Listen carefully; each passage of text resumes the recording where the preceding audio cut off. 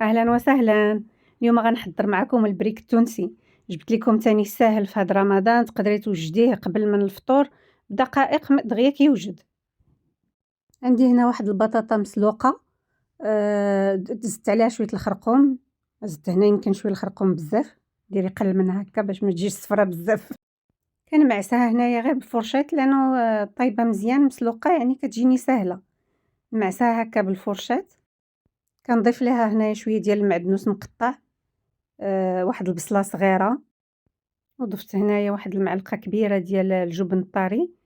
أي حاجة عندكم، يا مثلثات يا جبن طري بحال فيلادلفيا ولا جبلي.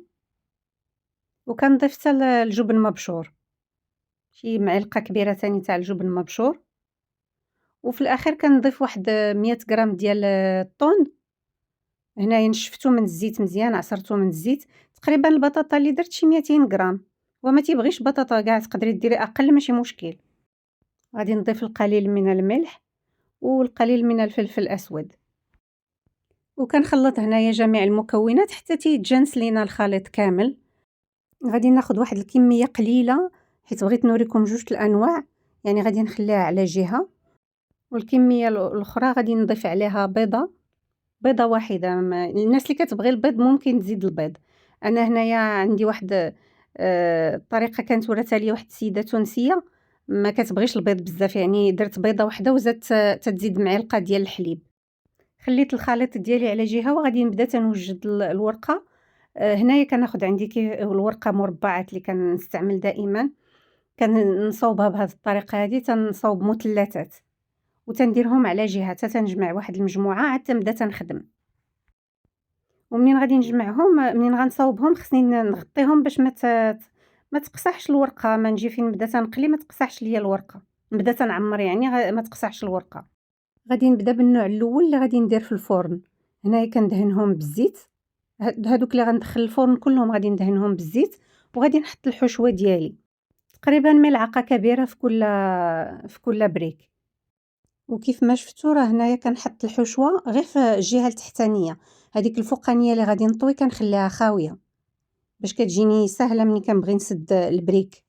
وكندهنها بالزيت من جوج جهات، وكنحطها في الصينية اللي غادي تدخل في الفرن.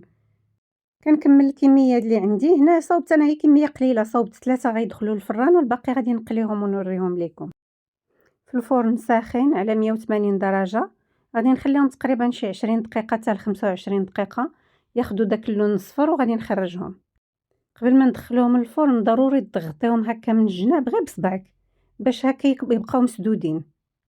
في الوقت اللي كيطيبوا لينا هادوك غادي نحضر معكم هادو اللي غادي نقلي في الزيت. نفس العمليه، ناخذ الورقه اللي محضراها هكا على شكل مثلث، كندير الحشوه، كنبدا كنعمر ونسدها. غير الا لاحظتوا هنا ما دهنتها لا بزيت لا والو، لانه غادي تقلى في الزيت، هذا هو الفرق الوحيد. وبالنسبه للكبار عاد اكتشفت انني ما زدتوش في الاولين، نسيت ما زدتوش في هذوك الاولين اللي دخلت في الفران. على كل حال في هذه المرحله هذه مورا ما كنحطوا الحشوه ديالنا، كنزيد هنايا حبات ديال الكبار، شي 4 ولا 5، حيت كيعطيو واحد المذاق زوين في البريك، ضروري يكون. وكتسدي الحبه وكتبداي كتقلي. هنا الا كانت المقلاة ديالك كبيره كتهز لك جوج، غتصاوبي جوج وتبداي تتقلي. ولا الا عندك تهز وحده كتبداي تقلي في نفس الوقت، لانه ماشي كتسناي حتى تتعمري كلشي عاد تبداي تتقلي، باش ما تتخسرش الورقه وتولي معجنه يعني خاصها باش تجينا مقرمشه. انا عندي هنايا مقلاة كبيره، هي فاش غنبدا تنقلي غنصاوب جوج وغادي نبدا تنحطهم تنقليهم. وعلى نار هنايا خاصها تكون متوسطه، كتاخدي معلقه وكتبداي كتكبي الزيت من فوق البريك. ضروريه هاد العمليه ديال تكبي الزيت عليها من الفوق باش تجيك البريكه مقرمشه من جوج جوايه، وباش ما تحلكش من الجناب كتعاوني اما بالمعلقه نيت ولا بفرشاط ولا هذا بفرشيطه ولا معلقه، كتبداي كتضغطي هكا على الجناب ديال هذا باش ديال البريك باش ما كتحلش. من بعد كنقلبها على الجهه الاخرى حتى تاخذ ليا اللون ذهبي من جوج جهات وتنحيدها. هزيها هكا بالجنب وقلبي، الا بانت لك تحمرات صافي تقلبيها. الحشوه اللي خليت على جهه غادي ناخذ بيضه، غادي نعزل الصفار على البياض وغادي نضيف هذاك البياض ديال البيضه، غادي نضيفو لهاد الخليط اللي خليت على جهه، وغادي نحركو مزيان. ضفت عليه هنايا شي 5 الحبات ديال الكبار، وغادي نبدا تنعمر البريك. هاد الخليط اللي صوبت هنا ديال بريكه وحده، حيت كل بيضه كتكون في بريكه. تنحط هنايا الخليط، ولا لاحظتوا كندير واحد بحال مكان فارغ هكا في الوسط، هو فين نحط هذاك الصفار ديال البيض بهذه الطريقه، وكنسدها ومباشره كنحطها في المقلاة اللي في زيت ساخنه بطبيعه الحال، ودائما النار تكون متوسطه. ونفس العمليه كنبدا ندير بالمعلقه، تنكب الزيت من الفوق. كاين اللي كياكلها هكا، كتكون اما طيبي البيضه بزاف ولا كتخليها تكون كيف كيقولوا هما مروبه.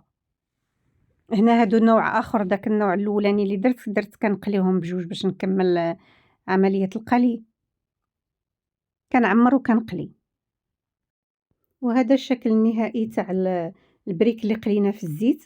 كترافقيه مع القليل من الحامض، ليمون حامض، كتعصري من فوق منها شويه، ويا سلام.